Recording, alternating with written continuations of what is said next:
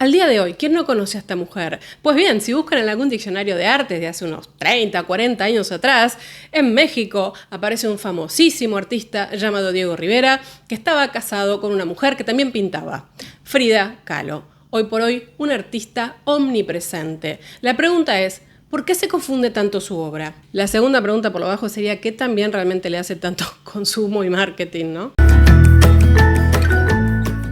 Les doy la bienvenida a un nuevo viernes, hoy para seguirnos así, cruzando de continentes, visitando otros países y para acercarnos además a una figura pop ya a esta altura, ¿no? Con lo cual, créanme que el diseño de esta entrada tuvo su complejidad en la medida que siempre en el canal tratamos de aportar algo nuevo o al menos de reponer en su aspecto artístico lo que pasa con algunos pintores o pintoras. El fenómeno Frida es muy equiparable al fenómeno Vincent, ¿no? Tenemos la muestra inmersiva de Frida, al igual que Vincent, 20.000 películas de cada uno, escudriñando hasta la última palabra que pudo haber escrito o no para entender algo nuevo o revelador de su vida, o más no sea reproducir todo el tiempo lo mismo. Con lo cual, lo que nos termina pasando es que creemos saberlo todo de algunos artistas, y en esa desmesura informativa muchas veces nos perdemos de lo importante. Por lo tanto, cortito y al pie, les cuento de qué viene esta entrada y qué pueden esperar. Vamos a pensar un poquito el pasaje de la mujer como objeto de representación a ser sujeto de su propia representación. Vamos a pensar cómo el arte de Frida Kahlo se inserta en un determinado momento histórico. Vamos a pensar qué pasa con el artista del siglo XX y su biografía. Vamos a tratar de dar referencias para abordar el lenguaje que construye Frida. Y en ese mismo movimiento vamos a tratar de reflexionar qué pasa con esta idea del consumo de Frida Kahlo que, como un poco lo dije en la entrada, hasta hace unos 30 años atrás no existía. Es más, diría yo que en los últimos 20 años potenciado hasta el hartazgo. ¿Por qué es muy importante esto último? Ya se los digo, porque a veces al chocarnos, ¿no? con Frida todo el tiempo, bueno, nos puede llegar a generar rechazo, nos puede llegar a generar un bloqueo para acceder a su obra y para tratar de reponerla en tanto artista dentro de un sistema, dentro de un campo, que fueron las primeras décadas del siglo XX, en Occidente, en América, en México. Entonces, rápidamente nos ponemos con esto. Y vamos a empezar por lo último justamente. Tenemos que entender que lo que pasa con Frida, así como también lo mencioné a Vincent, es como el éxito desbordado, ¿no? Que cualquier museo de arte hubiese querido lograr. A ver, la antropología cultural, la historia del arte, los museos de arte, realizan un ejercicio, ¿no? de apropiación de los objetos para seleccionarlos, situarlos, resituarlos en lugares destacados a través de una determinada iluminación, edición del entorno y de esa manera congelar una suerte de narrativa en torno a una obra o un artista. Algo que, si se consigue de manera extrema, termina siendo una reducción brutal, súper apropiada por la publicidad, por el mercado, al punto tal que casi que se diluyen todas las operaciones históricas en torno a estos personajes y a sus obras. Ya parece que el objeto es deseado, es bello, es poderoso porque está en otro nivel. Algo que muchas veces implica que no seamos capaces de cuestionar lo que tenemos adelante y de reflexionar sobre lo que tenemos adelante, es decir, hacer nuestra propia apropiación. Así como en los museos, a veces el poder, sobre todo de los medios, en estas resignificaciones, honestamente nos apabullan y nos dejan afuera. Hasta creo que ya el museo queda lejos como instancia. ¿Y esto por qué? Bueno, porque museos, coleccionistas, compiten en un mercado para valorizar sus piezas. Los mismos artistas en el arte contemporáneo, bueno, recurren a sus estrategias, ¿no? Muchos donan obras a los museos para decir, yo tengo una obra en el Museo de Bellas Artes de tal lugar. Algo que ha sobrepasado un poco también al museo como institución y, por ejemplo, muchos ya no reciben donaciones o las reciben luego de un proceso de evaluación. Esto daría pie, se imaginan, para una charla larguísima, quizás de un especial de martes. En estas movidas de mercado y de intereses, bueno, tuvimos una explosión del arte impresionista como objeto deseado y codiciado en los 60 y 70 del siglo XX. En algún momento la ola, ¿no?, fue para revalorizar a los académicos. Y agotadas estas instancias, bueno, se van buscando nuevas oportunidades.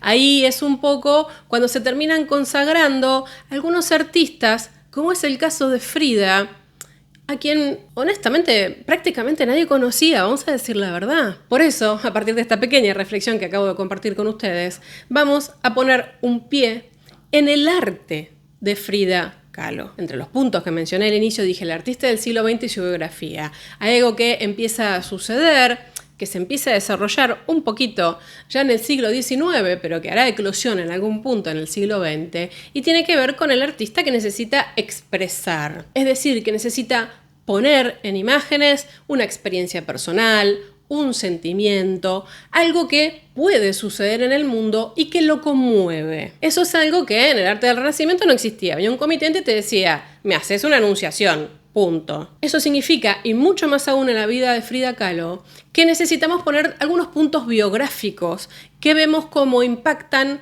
en las representaciones que hace, no necesariamente en su técnica o en una suerte de evolución artística, si se quiere. Sabemos de ella que nace en México, que es hija de un fotógrafo, Guillermo Kahlo, que su madre era de origen nativo, algo que ya vamos a recuperar un poco más adelante. Y también sabemos que es una chiquita que, bueno, un poco su vida estuvo marcada por la enfermedad. Tuvo poliomielitis. Por cierto, no dije el año, 1907, estamos ahí en la primera década del siglo XX. Bueno, por cuenta de la poliomielitis, ella queda con una desproporción en las piernas. Algo que en algún punto quienes estudian más o menos seriamente su niñez dicen que un poco la volvió retraída, o al menos no en tanto contacto por cuestiones de movilidad con el resto de los niños. De la niñez al otro punto biográfico muy importante en su vida, que tiene que ver, como muchos de ustedes ya saben, con el accidente que tuvo de tranvía. Un accidente que más que accidente, honestamente, fue una masacre. Es terrible lo que pasó en ese choque y es terrible el daño corporal que recibe Frida por cuenta de esto. Si buscan la información médica lo van a encontrar, se le rompió la columna en 3 partes, se rompieron las costillas, la clavícula, el hueso pélvico fue traspasado por un caño, bueno, un espanto. Estamos hablando que esto pasó en 1925, con lo cual se imaginan que Frida todavía era muy, muy jovencita. Y producto de esto, bueno, estuvo mucho tiempo postrada y pasó por innumerables cirugías, tuvo que utilizar corset y muchas otras cosas. Este evento fue más que crucial en su vida, no solo por las consecuencias médicas que tuvo, sino también porque al estar postrada fue cuando empieza a pintar. Y el otro punto biográfico que tenemos que saber de Frida, que puede parecer muy obvio, pero no lo es su relación con Diego Rivera. Es verdad que se casaron, se divorciaron, se casaron. Quiero decir, un amor tortuoso que puede ser muy divertido desde el punto de vista de la telenovela, pero que realmente implicó estados anímicos, sentimentales, muy duros para Frida. De estos 3 datos anecdóticos vamos a sacar buena parte de las temáticas que pinta Frida Kahlo.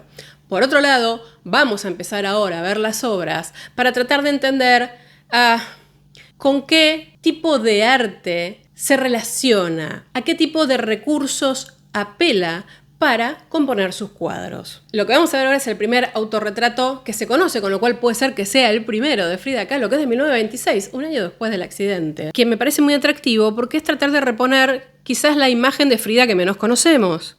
De hecho, se llama Autorretrato con vestido de terciopelo y se lo describe habitualmente como su primer trabajo más importante y su primer trabajo serio. Vean ustedes, ¿no? ¿Por qué? Porque es una pintura que tiende a la mímesis, que tiende al principio del retrato. Si cuando ven la postura de la persona que tenemos adelante, cómo está vestida, qué actitud tiene, están pensando en el Renacimiento italiano, están muy bien orientados. Ella se presenta como en una pose aristocrática, parece un poco melancólica, por cierto. El cuello alargado, muy manierista. Algunos dicen, bueno, recuerden quién andaba también por ese momento pintando cuellos alargados, que era Amedeo Modigliani. Es decir, acá lo podemos linkear con 2 momentos, ¿no? Con una tendencia estilística del manierismo, que también será apropiada por Amedeo.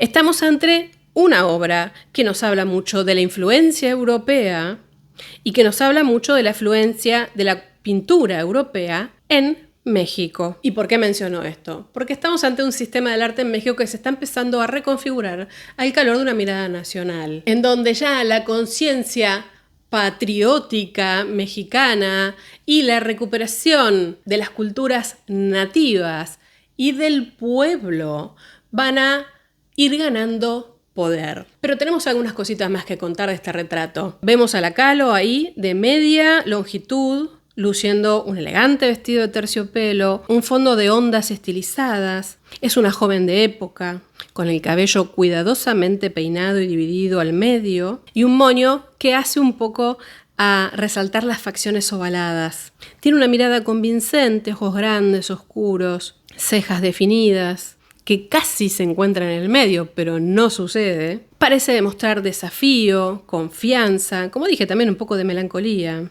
Y el color de este vestido, un rojo vino, casi un bordó, digamos, nos dice bastante, porque es el color típico usado para una apariencia regia. Algunos ven justamente en este vestido rojo, en los dedos delgados y elegantes, bueno, una influencia o una mirada, quizás homenaje a Botticelli, a Bronzino. Y lo cierto es que este es un retrato que en tanto pintura se aleja muchísimo del típico aspecto simbólico que va a ir adquiriendo la obra de Frida con el paso del tiempo. Lo interesante de esta pintura es que Frida la usa como un recuerdo amoroso. Se supone que ella quería de alguna manera recuperar el cariño de su amante del momento. Me refiero a Alejandro Gómez Arias, que era un compañero de clase, novio, que bueno, un poco con Frida se agarraban de los pelos porque él sentía que Frida era muy liberal. Al punto tal es que Frida como que le escribe cartas y le dice: yo voy a ser una mejor persona, te lo prometo. Y de hecho, en una de ellas le escribió lo siguiente: dentro de unos días el retrato estará en tu casa.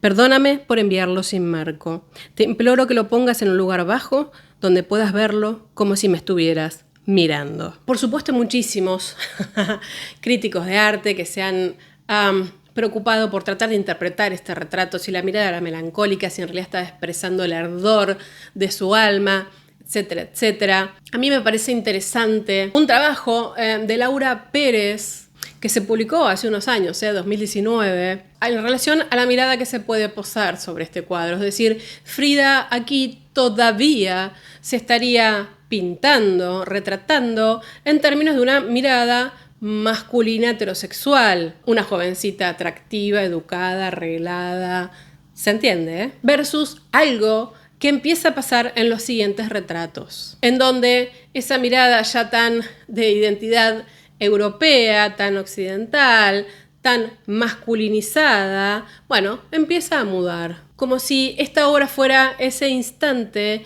en el que hay una Frida todavía, anclada a ciertos determinantes sociales y a esta idea de decencia típica de las sociedades más conservadoras. Por eso vamos a pasar ahora a un autorretrato que nos permita contrastar esto que vimos y empezar a desarrollar algunos tips, si se quiere, para entender el simbolismo de Frida. Este autorretrato con collar de espinas, estamos hablando de una obra pintada en 1940, es decir, ya había pasado bastante agua bajo el puente, ¿no? Es un retrato bastante pequeño y sin embargo ven ustedes todo el contenido, todo lo que hay para ver. ¿Por qué? Porque tiene muchos aspectos simbólicos de un lenguaje, así como cuando hablamos de Chagall en su momento, que empieza a construir Frida Kahlo.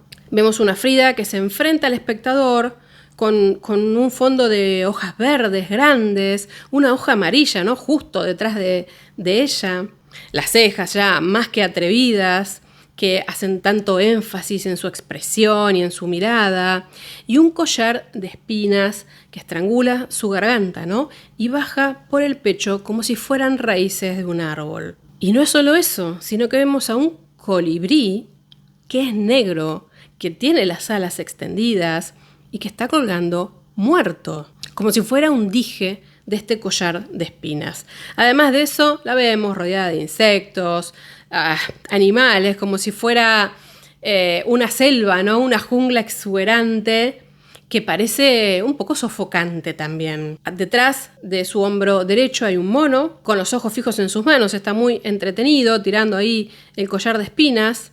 lo que hace que obviamente Frida se lastime más, al menos en este retrato. Sobre su cabeza hay unas libélulas que flotan en el aire, 2 pinzas de mariposas que hacen a su tocado, ¿no? A su peinado, y un gato negro con unos ojos azules muy intensos, que mira, ¿no? Desde el follaje por encima del hombro izquierdo. Ahora, cuando vemos su mirada, su expresión, parece solemne, parece tranquila, parece como si estuviera soportando estoicamente esto que uno intuye que no está nada bien, ¿no? Ni el collar de espinas ni el colibrí muerto. ¿Qué nos encontramos en este autorretrato?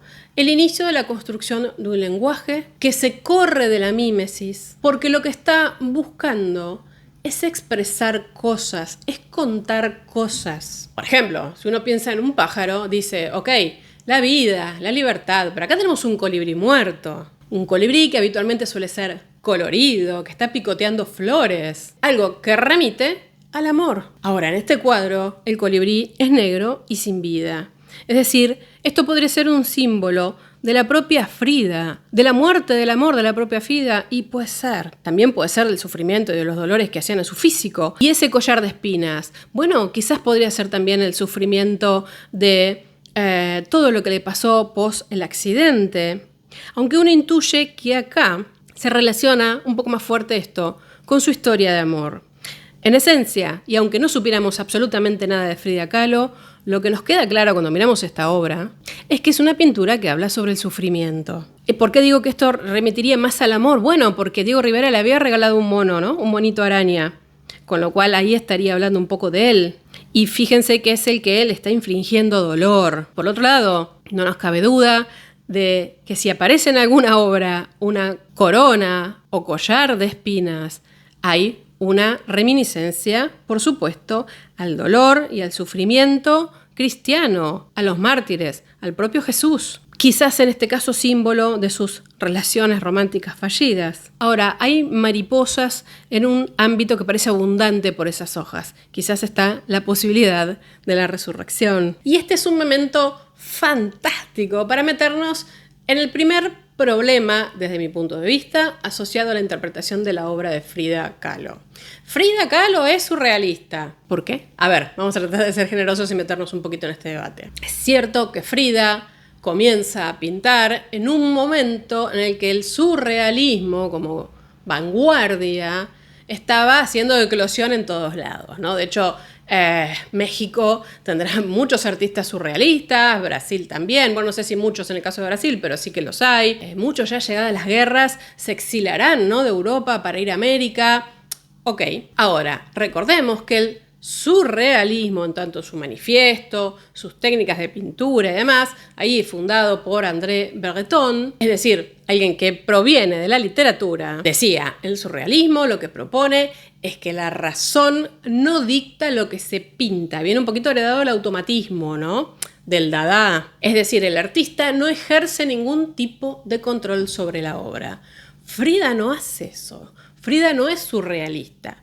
Si queremos, podemos decir que Frida usa elementos surreales, sí, pero no es surrealista. De hecho, ya no adhiere al movimiento. Frida, razonando conscientemente, toma distintos elementos simbólicos y los usa para componer. No está expresando algo así como viene. Entonces, estrictamente, Frida Kahlo no es surrealista. Primero, porque no quiso serlo.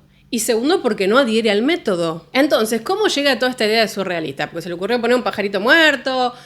¿De dónde viene? Bueno, la verdad que un poco la culpa la tuvo André Breton, ¿eh? André Breton viaja a México en 1938. O sea, el hiperpadre del surrealismo. Va a ver unas obras de Frida y dice, pero Frida, si sos surrealista. Porque en realidad, un poco para Breton, todos los mexicanos habitaban un mundo surrealista. Eran como representantes de una cultura que se movía entre lo visible y lo invisible, atravesada por sueños. Y esto generó un problemón en el sistema del arte mexicano, que de repente estaban un poco desarrollando su propia identidad y dice, pero ahora viene un francés y nos define, resulta que éramos surrealistas y no nos dimos cuenta. Por supuesto hubo un momento en el que dijeron, sí, caramba, somos surrealistas, pero no nos habíamos dado cuenta, qué copado, y después dijeron, ojo, cuidado, ¿quién nos está definiendo? ¿Por qué? Porque tenemos que hablar de la Revolución Mexicana, una revolución que había tratado de construir las bases de una identidad nacional, también en lo artístico, no también, apoyadísima en lo artístico. Y viene un fulano, dice, che, son todos surrealistas acá, caramba, qué copado este país, y de repente, ¿no? Buena parte dice, sí, claro, mirá lo que éramos, faltaba que viniera Bretón. Bueno, no me quiero meter mucho en estos debates que son súper interesantes, pero vamos a tratar de seguir definiendo el lenguaje de Frida. Ya dijimos por qué no es surrealista. Ya dijimos que Bretón le dice, vos sos surrealista. ¿Y qué pasa? Y le invita a hacer una muestra en París, que fue el único que le puso el ojo a esta mujer que pintaba sin que nadie le diera demasiado espacio, la verdad es esa. Frida un poco se entusiasma, manda sus obras, fue un desastre la organización, con lo cual termina encarajinada con todos. Pero mientras les cuento esta anécdota, quiero que veamos qué obra hizo que Bretón pensara que Frida era surrealista, aunque sea un poquito por arriba, porque es bastante compleja. Y me refiero a esta Lo que el agua me dio, de 1934. A ver, tanto el artista como el espectador, en este caso, están sentados en una bañera, ¿no? Estamos observando experiencias destructivas. La vida de Kahlo flota en el agua, sus piernas extendidas. Y claro, Bretón entendió esto como una expresión de un sueño. Pero Frida le dijo, no, mirá, la verdad que esto no tiene nada que ver con surrealismo. Esto es un cuadro que realicé de una manera, sí, medianamente instintiva, recuperando retazos de ideas, pero no más que eso. Digo, uno ve acá el momento de que se casaron los padres, el accidente que le lesionó el cuerpo de una manera brutal, el encuentro con Rivera, ¿no? Para ella el segundo accidente, cuando ellos viajan a Nueva York, una cierta experiencia de lesbianismo, en donde ella encontrará cierto alivio también. Y de hecho Frida le escribirá a un marchand neoyorquino diciendo, nunca supe que era surrealista hasta que André Breton vino a México y me lo dijo. Yo misma aún no sé qué soy. Cuestión es que ella prepara sus cuadros, viaja a Francia, a París. Bretón la presentaba como la surrealista mexicana, ella decía, yo no pinto sueños, hasta que en un momento se cansó, ¿no? Y Frida dijo, la voy a citar, odio el surrealismo, me parece una manifestación decadente del arte burgués. Y es un primer momento en el que podemos intuir que a Frida un poco se le escapa de las manos las cosas, ¿no? El reconocimiento que parece estar teniendo viene de la mano de que alguien diga que es surrealista cuando ella lo niega todo el tiempo. A ver, hay algunos puntos que podrían conectar de una manera superficial. Bueno, sí, el uso de los colores, ¿no? Ella dice que usa los colores en función de determinados sentimientos. El verde para la luz tibia y buena, el marrón es una hoja que va a la tierra, o el color del mole. Amarillo, locura, miedo y enfermedad, y así cada uno de los colores que pone en sus cuadros. Y la verdad es que se armó tanto revuelo con esta exposición y Frida la pasó tan mal que, bueno, un poco ahí Duchamp tomó a cargo que los cuadros se llegaran a exponer adecuadamente. Y de hecho Frida llegó a decir, de ese montón de locos hijos de P, que son los surrealistas, es el único que tiene los pies en el suelo. Entonces, hasta aquí tenemos una Frida que define un estilo espontáneo, que además de todo eso no le interesa el surrealismo, y por sobre todo se decepciona del surrealismo y los surrealistas. Y honestamente lo dijo de todas las maneras. Me hacen vomitar, son tan condenadamente intelectuales y degenerados que no los aguanto más, etcétera, etcétera. Ahora, para cerrar esta idea del surrealismo, sí podemos pensar que un poco conecta con cierta idea de los sueños, de la recuperación del inconsciente, y que eso se expresa en una clave, en el caso de Frida, un tanto rudimentaria, vamos a llamarla así por el momento. Yo creo que lo que nos queda claro es que hay una concepción muy personal de su yo, de su vida y de su relación con el mundo, por más que vengan 20.000 historiadores del arte a decir, o críticos de arte a decir que Frida es surrealista. hasta aquí quería llegar porque ahora vamos a pensar en esta pieza. Autorretrato de Tehuana, Diego en mi mente. ¿Qué es lo que habitualmente se ve en esta pieza y que quizás nos permita describir un poquito mejor el estilo de Frida, si es que hay que acercarlo a lo que sucedía en ese momento? Y es que acá se ve un enfoque bastante primitivista, me refiero al arte de Naif, al arte de Rousseau, al arte de Chagall. ¿En qué se expresa el primitivismo? Para ponerlo claro, en cierto infantilismo, en un sentido positivo, en la ingenuidad de la expresión, de darse a entender sin recurrir necesariamente a técnicas muy sofisticadas de dibujo. Pero vamos a ver cómo se traduce esto en la obra, porque hay algunos aspectos muy importantes. Por ejemplo, el hecho de que esté vestida de tehuana. De alguna manera, Frida adopta algo que venía por parte de su madre también como una identidad muy fuerte de la mujer, ¿no? La mujer tehuana es una mujer, es un matriarcado este pueblo, ¿no? En donde ellas tienen el poder y tienen el derecho, por ejemplo, a saber quién es el padre del hijo sin tener que mencionárselo o informárselo. Es decir, es toda una cultura matriarcal y acá Frida de alguna manera estaría recuperando un poder sobre sí misma, sobre su imagen y sobre su situación. Ya no es la Frida que se pinta para que la vea un hombre heterosexual en clave de moral, de buenos modales y de alta cultura. Es una mujer que se pinta para identificarse, desde donde se justifica y proyecta sus nuevos anclajes. Por esto quiero decir, Frida quedó infértil después del accidente, llegó a quedar en algún momento embarazada, tuvo un aborto espontáneo, es decir, ella ya no iba a echar raíces, de hecho tiene un retrato que habla un poco de eso, y se empieza a definir desde otro lugar, se empieza a pensar desde otro lugar, se corre de la tradición patriarcal, se viste como aquellas mujeres que hacían honor a una tradición matriarcal. Y esto es algo que lo usará a lo largo de toda su vida, ¿no?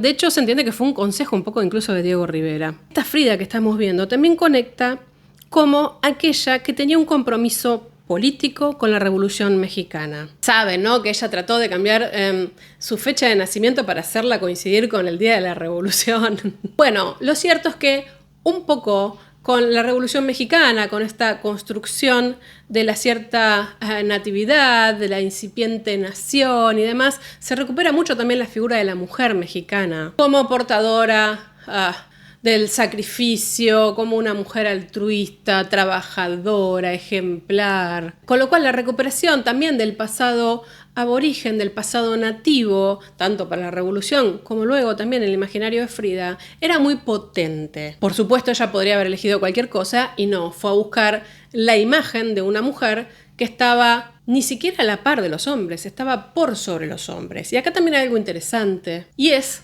el todopoderoso muralismo mexicano. Hoy estoy abriendo una línea de temas muy, muy amplia que estoy resumiendo como puedo para concentrarnos en Frida. Pero bueno, a ver, el muralismo mexicano fue un arte impulsado desde el Estado. Diego Rivera era uno de los grandes exponentes, justo otros maravillosos artistas también.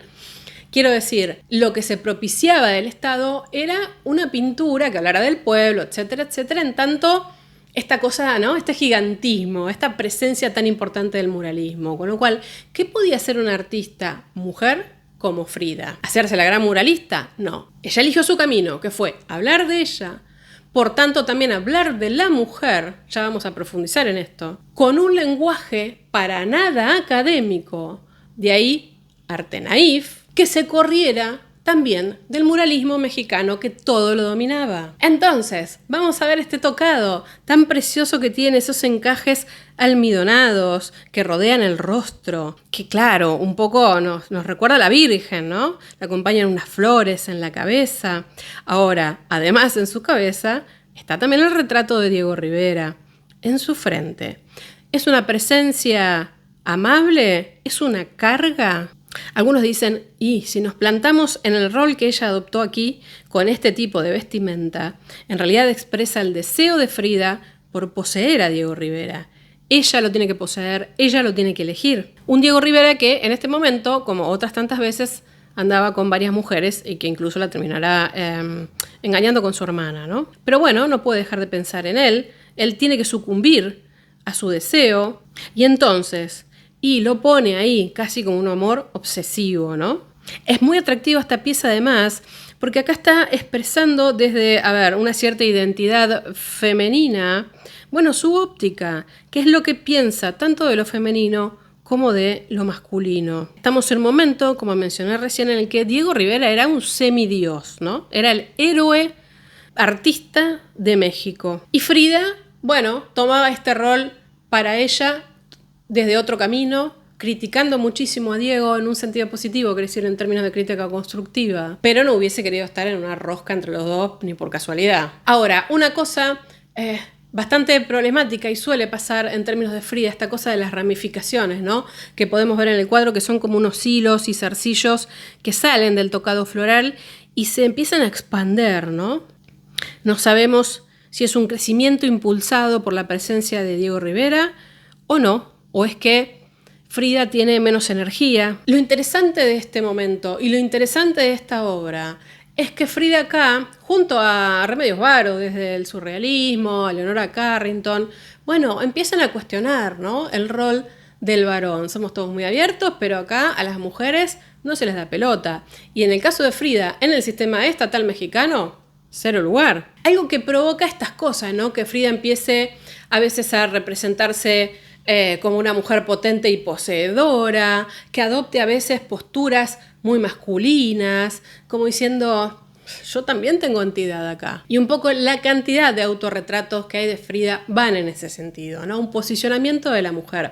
En el caso de Remedios Varo, no es tanto el retrato, pero sí es la condición de la mujer. Frida, además, de una manera muy inteligente, en todo este combo de construcción de identidad de la cultura mexicana que se dio a inicios del siglo XX, dice, bueno, yo tomo el rol de la mujer, no el de la mujer sumisa, no el de la que necesariamente sufre porque le toca sufrir, sino que sufro porque no me queda otra, y segundo, no estoy de acuerdo con cómo estás manejando las cosas. Y además lo hace de una mirada indigenista, ¿no? Es como que se apropia de esos recursos y los resignifica, incluso para hacer un arte crítico en el fondo. Vamos a la anteúltima obra, que es esta muy, muy atractiva, muy interesante, Columna rota. Frida era una persona culta, sabía lo que estaba poniendo y sabía cómo construir su lenguaje. Eso es algo que no nos podemos olvidar nunca, porque a veces la idea del arte primitivo, a veces la idea de la espontaneidad, a veces la idea, en el caso de ella, de la falta de formación formal, académica, quiero decir, de pintura, nos puede confundir.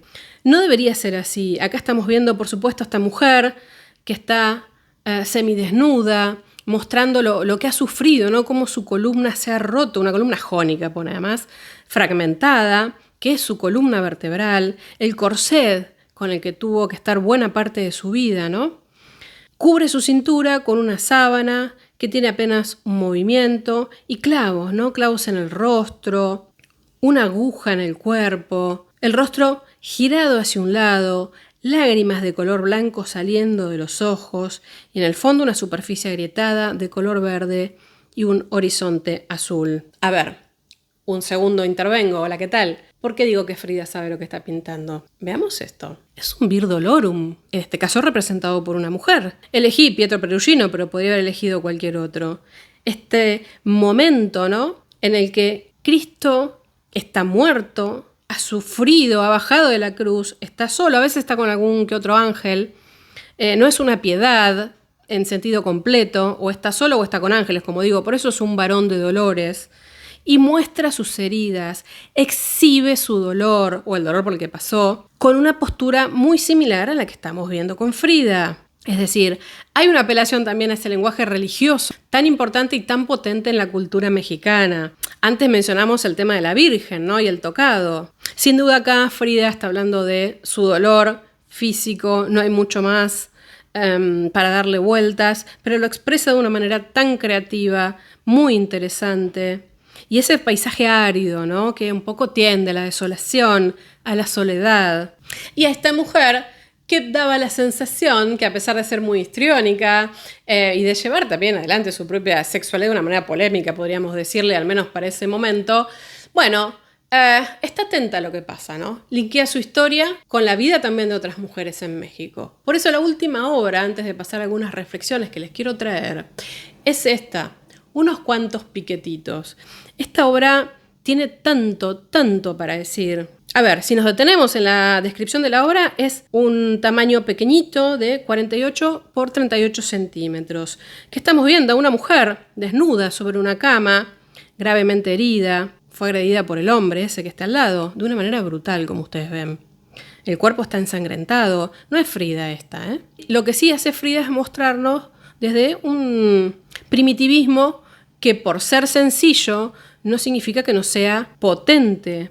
Se ven las puñaladas mortales que ha recibido esta pobre mujer por parte de un hombre que, como ustedes verán, está vestido impecable, que mira con un total descaro al espectador, como si no hubiese cometido un crimen avergonzante, como si hubiese hecho una hazaña. Es tan potente el odio que puso en cada puñalada sobre esa mujer, que no solamente tiene manchas de sangre que parecen decorativas en su camisa, sino que la sangre se ha expandido hasta fuera del cuadro. Está pintado también el marco. ¿Por qué Frida haría todo esto?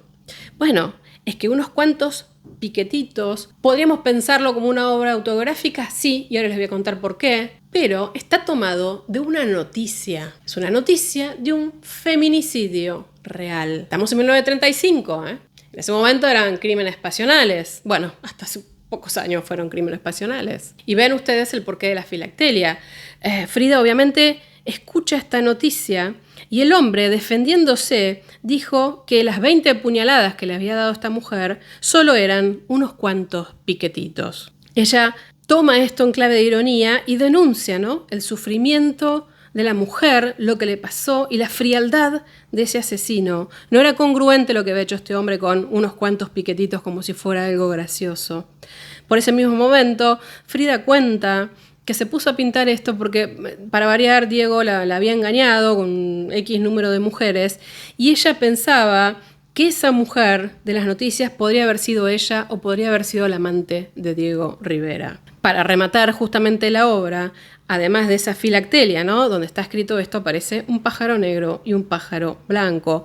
Ahora, este formato que elige Frida no es de cualquier cosa, es de un exvoto, algo hiper popular en México, que de hecho Frida coleccionaba exvotos. ¿Qué es un exvoto? Mientras lo miramos y les voy pasando también algunos ejemplos. El exvoto es un tipo de pintura popular que se usa desde la época del virreinato, en algunos casos para hablar de violencia cotidiana, pero también para cualquier otro tema. Es una forma de agradecimiento que elige quien lo pinta, ya sea un artista o la persona X que no se dedique al arte necesariamente. Son agradecimientos a distintas deidades por temas que de todo tipo. A ver, esto viene de la cultura antigua también, ¿no? En algún punto de México son muy atractivos porque también tienen cierta picardía, son un poquito bizarros por momentos, pero en pequeños dibujitos y se donan a veces a las iglesias en forma de agradecimiento por lo que se ha cumplido o de lo que uno ha logrado zafar, digamos, ya sea para un santo, para un ángel, para una virgen. Y aparecen todo tipo de historias, ¿eh? Alguien que sobrevivió a una herida, alguien que se curó de un accidente o enfermedad. De hecho, Frida ha hecho alguno por el tema de su enfermedad. Aparecen extraterrestres. Bueno, la verdad, es un mundo magnífico de exploración de los exvotos en la cultura mexicana, una cultura súper atractiva.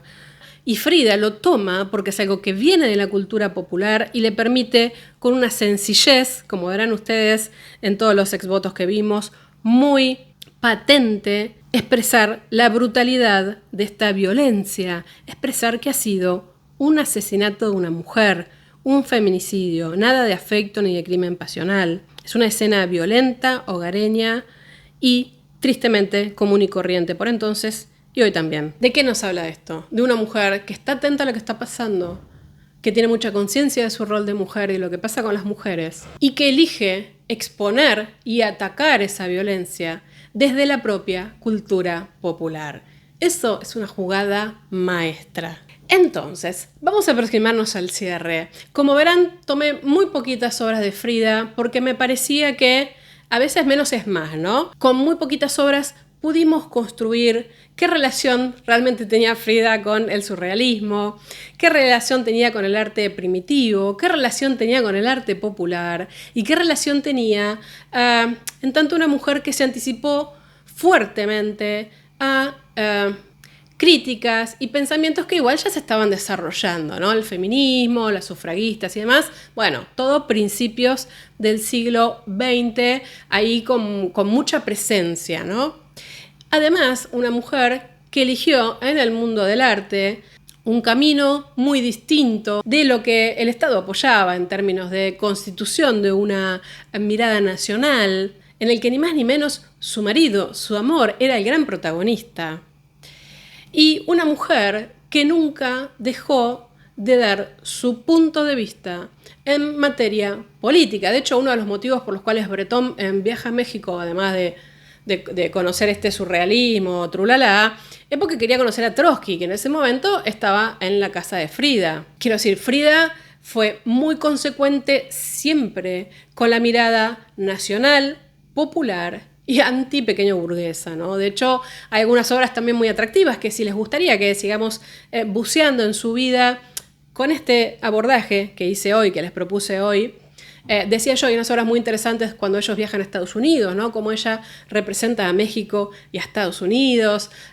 Siempre tuvo un ojo súper crítico, una mujer realmente brillante, ¿eh? Podemos decir que en más de 150 obras que debe haber de Frida Kahlo, es una pintora que se ha constituido como sujeto, abundan los autorretratos, que ha constituido como sujeto a la mujer, vimos un ejemplo, y a través de ella ni hablar, en un mundo en el que trató de sustraerse a la mirada occidental, a la mirada heterosexual, para construir su propio universo.